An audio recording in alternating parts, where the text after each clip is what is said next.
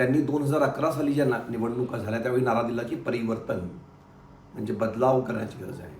आणि या लोकांनी त्याला हातोहात घेतलं त्या नाऱ्याला.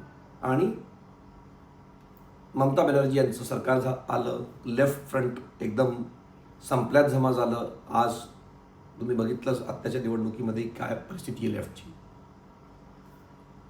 तर ममता बॅनर्जींनी जेव्हा परिवर्तन म्हटलं तोच नारा 15 वर्षानंतर म्हणजे 2026 साली भारतीय जनता पक्षाने दिला की परिवर्तन आम्ही करणार, आणि त्यांना यश मिळालं.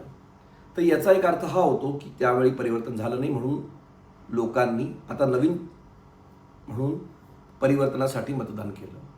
तर परिवर्तन का नाही झालं? त्याचं कारण असं आहे की आर्थिक परिवर्तन झालेलं नाही. म्हणजे मोठ्या इंडस्ट्रीज तरीही बंगालमध्ये आल्या नाही. उलट झालं काय, केंद्र सरकारने गेल्या वर्षी एक संसदेमध्ये एक आकडा दिला की जवळपास 7,000 कंपनींनी आपले रजिस्टर्ड ऑफिस पश्चिम बंगालवरनं दुसऱ्या राज्यांमध्ये घेऊन गेले. आणि या 7,000 पैकी जवळपास 110 कंपन्या अशा होत्या ज्या शेअर बाजारमध्ये लिस्टेड आहेत.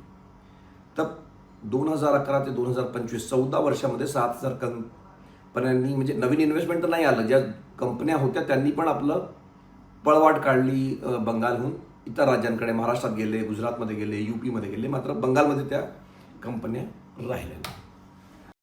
शिकूया AI ची क्रांती. चला करूया MSCIT. आजच नजीकच्या MSCIT केंद्रात आपला प्रवेश निश्चित करा.